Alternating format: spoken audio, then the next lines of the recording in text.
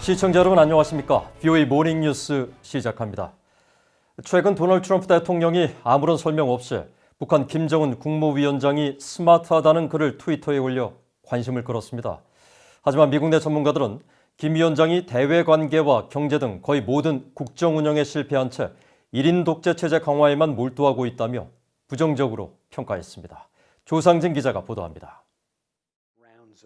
게리 세이모어 전 백악관 대량 살상무기 조정관은 북한의 김정은 위원장에게 성공이라는 것은 강력한 독재자로서 입지를 굳혔다는 데 있다고 지적했습니다.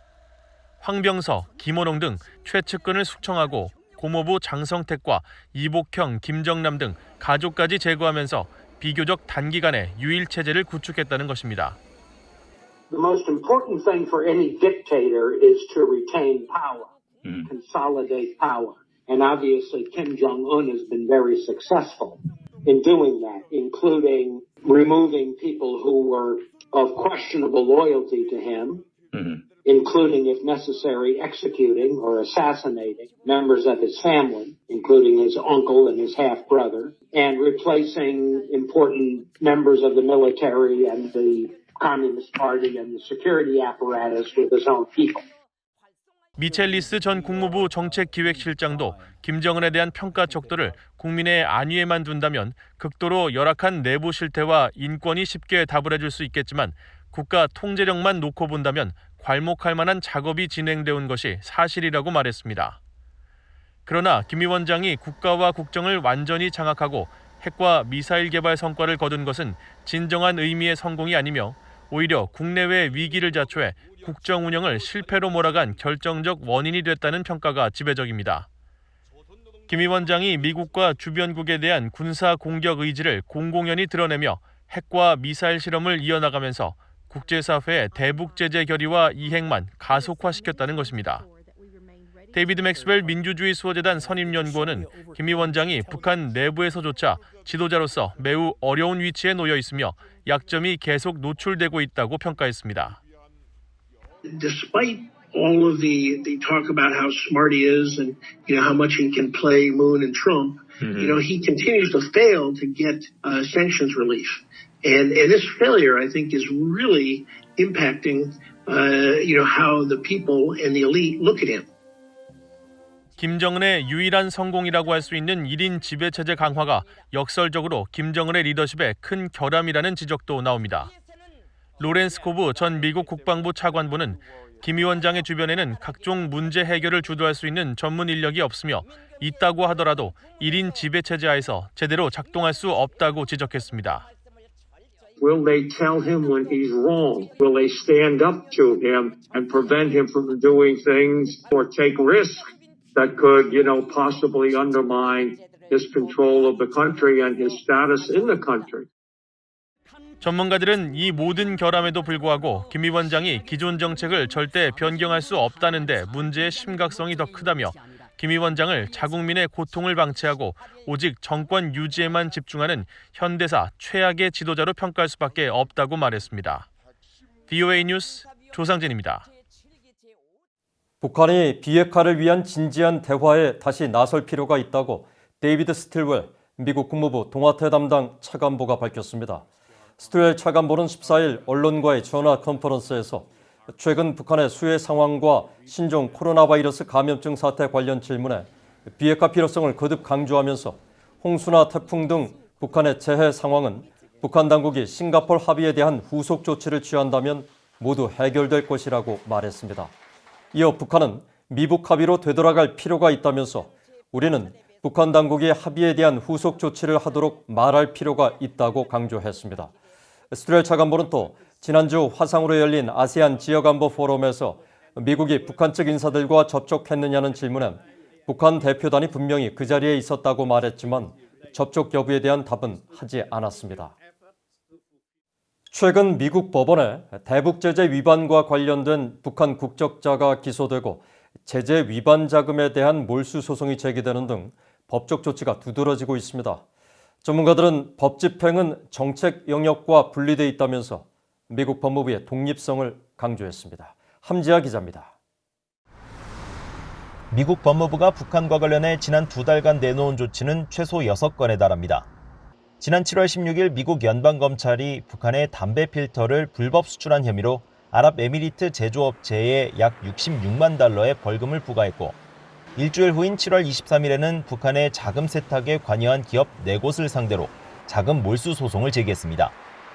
8월에는 중국의 통신기업 ZTE와 북한 간 거래를 주선한 중국 회사의 자금과 북한의 가상화폐 거래소 해킹 자금에 대해 각각 몰수 소장을 제출했고, 영국령 버진아일랜드 소재 기업 양반에는 유죄 인정과 함께 거액의 합의금을 이끌어냈으며, 지난 11일에는 대북 제재를 위반하면서 금융사기를 벌인 혐의로 북한 국적자 2명과 말레이시아인 1명을 기소하기도 했습니다. 이 같은 법무부의 움직임은 국무부나 재무부 등이 최근 북한 관련 제재 등 추가 압박 조치를 내놓지 않고 있는 것과는 대조적입니다. 미국의 대북 제재 전문가인 조슈아 스탠튼 변호사는 올해 미국 정부는 3건의 대북 제재를 지정했지만 기존 제재 7건을 해제하면서 결과적으로 제재 지정은 4건이 감소했다면서 재무부의 조치가 최근 몇 년 동안 크게 줄었다고 말했습니다. 2017, 135. 2018, 131. A slight decrease from 2017. That's the year of Singapore. 2019, 40. That's more than 2/3 decrease. 스탠튼 변호사는 그러나 법무부가 올해에만 북한 국적자 등 33명을 대거 연방법원에 기소하는 등 알려진 조치만 10건에 이르는 것은 전통적으로 대통령으로부터 더 많은 독립성을 갖고 있기 때문이라고 설명했습니다. 스콧 스나이더 미국 외교협회 미한 정책국장은 기본적으로 법 집행은 정책 영역과 분리돼 정책 결정에 전혀 반응하지 않도록 설계돼 있다고 지적했습니다. 정치적 고려가 이뤄지는 재무부나 관련 부처들의 북한 관련 주의보와 달리 법무부는 같은 사안이라도 정치적 문제가 아닌 법 집행의 범주에서 처리하는 차이가 있다는 겁니다. Once you get on the legal track, it's not something that can really be turned on and off by policymakers. The Treasury actions are more responsive to policy decisions or more shaped by policy decisions of particular administrations.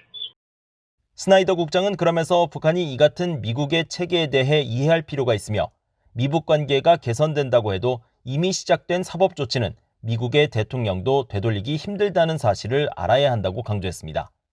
BOE 뉴스 함자입니다. 북한의 계속되는 핵활동은 명백한 유엔 안보리 결의 위반이며 심각한 우려 사안이라고 국제원자력기구 IAEA 사무총장이 밝혔습니다. 특히 북한 당국이 농축 우라늄 생산을 계속하고 있다며 이는 명백한 유엔 안보리 결의 위반이라고 지적했습니다. 박형주 기자입니다.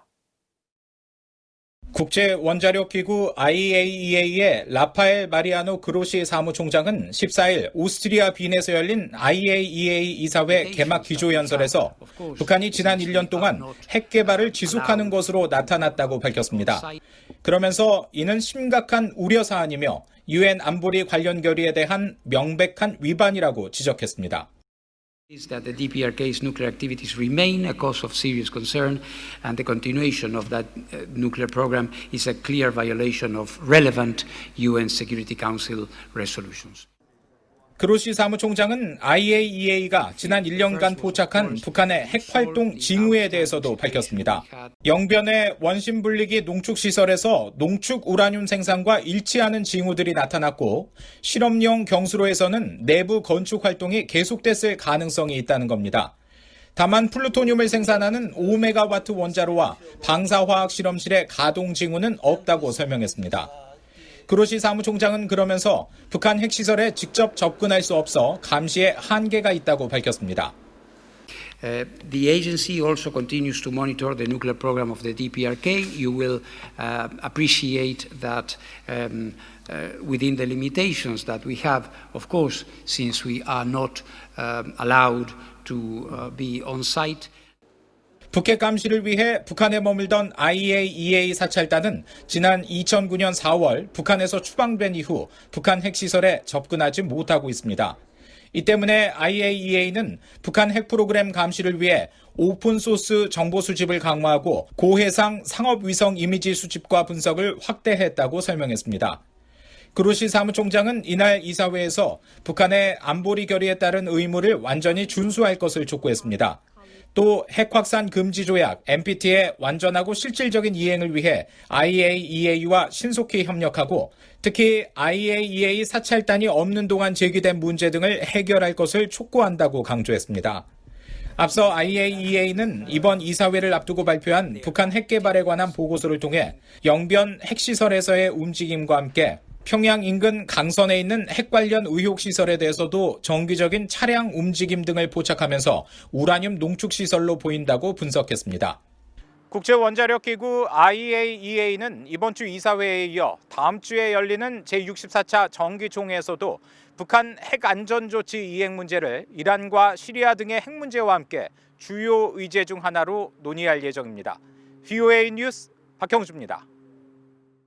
북한이 최근 태풍과 홍수 등 이딴 재해로 피해가 큰 상황에서도 국제사회의 인도적 지원을 계속 거부하고 있다고 스웨덴 적십자사 측이 밝혔습니다.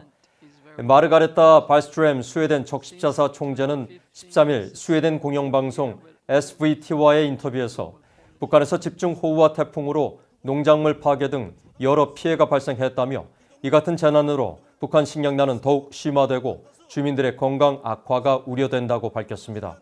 그러면서 이런 심각한 자연재해 상황에도 불구하고 북한 당국은 여전히 외부 세계의 인도주의 지원을 거부하고 있다고 말했습니다. 발스트렘 총재는 다만 북한이 개인보호 장비와 의약품 등 신종 코로나 바이러스 관련 물품만 일부 지원받고 있다며 현재 북한의 우선순위는 코로나 바이러스라고 말했습니다. 북한이 지난 7월 한 달 동안 러시아로부터 의약품 수입을 늘려 6월에 비해 2배 이상 급증한 것으로 나타났습니다. 러시아 연방관세청은 최근 공개한 자료에서 북한이 지난 7월 러시아에서 수입한 의료용품 수입액은 미화 79만 7천 달러로 전달인 6월에 40만 3천 달러에 비해 2배 가까이 증가했다고 밝혔습니다. 특히 지난 5월에 28만 8천 달러어치의 의약품을 수입한 것과 비교하면 3배가량 증가한 것으로 러시아의 7월 한 달 대북 수출 총액이 올해 들어 최저를 기록했지만 의약품 수출은 대폭 늘어난 것으로 파악됐습니다. 북한의 이 같은 의료용품 수입 증가 추세는 다음 달로 예정된 평양 종합병원 완공을 위한 것이란 관측이 나오고 있습니다.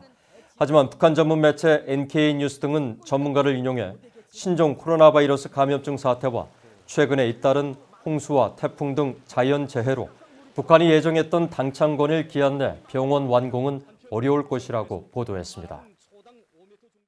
이상으로 VOA 모닝뉴스를 마칩니다. 시청해주신 여러분 고맙습니다.